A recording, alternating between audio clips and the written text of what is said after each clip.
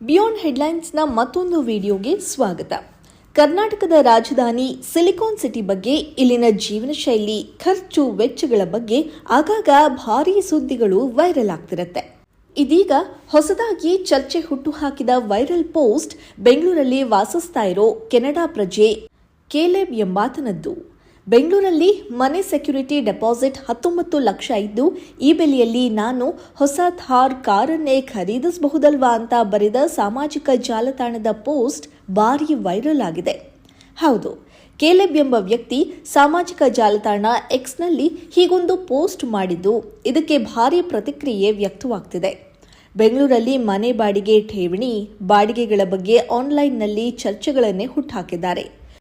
ದೊಂಗಳೂರಿನ diamond ಡಿಸ್ಟ್ರಿಕ್ಟ್ನಲ್ಲಿರೋ 3 ಬೆಡ್ರೂಮ್ನ ಫ್ಲ್ಯಾಟ್ನ ಬಾಡಿಗೆ ಪಟ್ಟಿಯನ್ನು ಹಂಚಿಕೊಂಡಿದ್ದಾರೆ. ಆ ಫ್ಲ್ಯಾಟ್ ಒಂದಕ್ಕೆ ತಿಂಗಳಿಗೆ ಬಾಡಿಗೆ 1.75 ಲಕ್ಷ ರೂಪಾಯಿಗಳಷ್ಟಿದ್ದು, ಠೇವಣಿ 19.25 ಲಕ್ಷ ರೂಪಾಯಿ ಎಂದಿದ್ದಾರೆ. ಇದು ಜನರನ್ನ ಬೆಚ್ಚಿ ಬೀಳುವಂತೆ ಮಾಡಿದೆ. ಈ ಬಗ್ಗೆ ಅನೇಕರು ತಮಾಷೆಯಾಗಿ ಪ್ರತಿಕ್ರಿಯೆ ಕೊಟ್ಟರೆ, ಇನ್ನೂ ಮತ್ತಷ್ಟು ಮಂದಿ ಗಂಭೀರವಾಗಿ ಪ್ರತಿಕ್ರಿಯಿಸಿದ್ದಾರೆ. ಕೇಲೆಬ್ ಫ್ರೀಸನ್ ಮನೆ ಹುಡುಕಿದ ಅನುಭವವನ್ನು ಸಾಮಾಜಿಕ ಮಾಧ್ಯಮದಲ್ಲಿ ಹಂಚಿಕೊಂಡಿದ್ದಾರೆ. ಈ ದಿನಗಳಲ್ಲಿ ಮನೆ ಮಾಲೀಕರು 19 ಲಕ್ಷ ರೂಪಾಯಿ ಭದ್ರತಾ ಠೇವಣಿ ಕೇಳ್ತಿದ್ದಾರೆ. ಇದು ತುಂಬಾ ಜಾಸ್ತಿ. ಇಷ್ಟು ಹಣದಲ್ಲಿ ಹೊಸ ಮಹೀಂದ್ರ ಥಾರ್ ಕಾರನ್ನು ಖರೀದಿಸಬಹುದು. ಇಂದಿರಾನಗರದ ಹತ್ತಿರ 80,000ದಿಂದ 1 ಲಕ್ಷದವರೆಗೆ ಬಾಡಿಗೆ ಇರೋ 2-3 ತಿಂಗಳ ಠೇವಣಿ ಕೇಳುವ ಮನೆಗಳು ಬೇಕಾಗಿವೆ ಅಂತ ಅವರು ಬರ್ಕೊಂಡಿದ್ದಾರೆ. ಈ ಪೋಸ್ಟ್ ವೈರಲ್ ಆಗಿದ್ದು, ಅನೇಕ ಜನ ತರಹೇವಾರಿ ಪ್ರತಿಕ್ರಿಯೆಗಳನ್ನು ನೀಡಿದ್ದಾರೆ.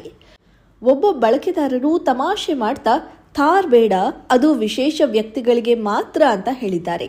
ಮತ್ತೊಬ್ಬರು ಬಾಡಿಗೆಯಲ್ಲಿ ಚೌಕಾಸಿ ಮಾಡಬಹುದು, ಆದರೆ ಠೇವಣಿ ಮೊತ್ತದಲ್ಲಿ ಸಾಧ್ಯವಿಲ್ಲ, ಇದು ಬೆಂಗಳೂರಿನ ಕ್ಲಾಸಿಕ್ ಅಂತ ಬರ್ಕೊಂಡಿದ್ದಾರೆ. ಮತ್ತೊಬ್ಬರು, ನಾನು ಅದೇ ಅಪಾರ್ಟ್ಮೆಂಟ್ನಲ್ಲಿ 1 ಲಕ್ಷ ಬಾಡಿಗೆ 5 ಲಕ್ಷ ಠೇವಣಿಯಲ್ಲಿ ತೆಗೆದುಕೊಂಡಿದ್ದೆ, ಬಹುಶಃ ಈಗ ಠೇವಣಿ ಹಣ ಡಬಲ್ ಮಾಡಿರಬಹುದು ಅಂತ ಹೇಳಿದ್ದಾರೆ. ಕೆಲವರು ಪರಿಹಾರಗಳನ್ನು ಸೂಚಿಸ್ತಾ, ನನ್ನ 2 BHK ಫ್ಲ್ಯಾಟ್ನಲ್ಲಿ ಒಬ್ಬ ರೂಮ್ಮೇಟ್ ಬೇಕಾಗಿದ್ದಾರೆ, ಯಾವುದೇ ಠೇವಣಿ ಇಲ್ಲ, ನಮ್ಮ ಸ್ಟಾರ್ಟಪ್ ಅನ್ನ ನಿಮ್ಮ ವಿಡಿಯೋಗಳಲ್ಲಿ ತೋರಿಸಿ ಅಷ್ಟೇ ಅಂತ ಹೇಳಿದ್ದಾರೆ. ಇನ್ನೊಬ್ರು, ಆ ಬೆಲೆಯಲ್ಲಿ ನೀವು ಕೋಲ್ಕತ್ತಾದಲ್ಲಿ ಒಂದು ಫ್ಲ್ಯಾಟ್ ಅನ್ನ ಖರೀದಿಸಬಹುದು ಅಂತ ಹೇಳಿದ್ದು, ಅದಕ್ಕೆ ಕೇಲೆಬ್, ಹೌದು, ನಾನು ಪ್ರಸ್ತುತ ವಾಸಿಸ್ತಾ ಇರೋ ಐಜ್ವಾಲ್ನಲ್ಲೂ ಅದೇ ರೀತಿ ಇದೆ ಅಂತ ಉತ್ತರಿಸಿದ್ದಾರೆ. ಕೆಲವರು ತಮಾಷೆ ಮಾಡಿದ್ರೆ, ಇತರರು ಪ್ರಾಯೋಗಿಕ ಸಲಹೆಗಳನ್ನು ಕೊಟ್ಟಿದ್ದಾರೆ. ಒಬ್ಬ ಬಳಕೆದಾರರು ಕೇಲೆಬ್ಗೆ ಮಹದೇವಪುರದಲ್ಲಿ ಮನೆ ಹುಡುಕಲು ಸಲಹೆ ನೀಡಿದ್ದಾರೆ. ಅಲ್ಲಿ ಕಡಿಮೆ ಬಾಡಿಗೆಗೆ ಮನೆಗಳು ಸಿಗುತ್ತೆ ಅಂತ ಹೇಳಿದ್ದಾರೆ. ಇನ್ನೊಬ್ಬರು, ಸ್ಥಳೀಯ ಬ್ರೋಕರ್ಗಳನ್ನು ಭೇಟಿ ಮಾಡುವುದು ಉತ್ತಮ, ಆನ್ಲೈನ್ನಲ್ಲಿ ಎಲ್ಲ ಆಯ್ಕೆಗಳು ಸಿಗೋದಿಲ್ಲ ಅಂತ ಹೇಳಿದ್ದಾರೆ. ಅಬ್ಬಾ, ಇದು ತುಂಬಾ ದೊಡ್ಡ ಮೊತ್ತ ಅಂತ ಒಬ್ಬ ಬಳಕೆದಾರರು ಪ್ರತಿಕ್ರಿಯಿಸಿದ್ದಾರೆ. ಇದು ಹೆಚ್ಚಿನ ಜನರ ಅಭಿಪ್ರಾಯವೂ ಆಗಿತ್ತು. ಕೇಲೆಬ್ ಅವರ ಪೋಸ್ಟ್ ಬೆಂಗಳೂರಿನಲ್ಲಿ ಬಾಡಿಗೆ ಮತ್ತು ಠೇವಣಿಯ ಬಗ್ಗೆ ಚರ್ಚೆಯನ್ನ ಹುಟ್ಟುಹಾಕಿದೆ. ದುಬಾರಿ ಬಾಡಿಗೆ ಮತ್ತು ಠೇವಣಿಯಿಂದ ಜನರು ಹೇಗೆ ತೊಂದರೆ ಅನುಭವಿಸುತ್ತಿದ್ದಾರೆ ಅನ್ನೋದನ್ನ ಇದು ತೋರಿಸುತ್ತೆ. ಎಕ್ಸ್ ಬಳಕೆದಾರರು ಈ ಬಗ್ಗೆ ತಮ್ಮ ಅಭಿಪ್ರಾಯಗಳನ್ನು ಕೂಡ ಹಂಚಿಕೊಂಡಿದ್ದಾರೆ. ಒಟ್ಟಾರೆಯಾಗಿ ಈ ಘಟನೆ ಬೆಂಗಳೂರಿನ ರಿಯಲ್ ಎಸ್ಟೇಟ್ ಪರಿಸ್ಥಿತಿಯ ಬಗ್ಗೆ ಬೆಳಕು ಚೆಲ್ಲಿದೆ.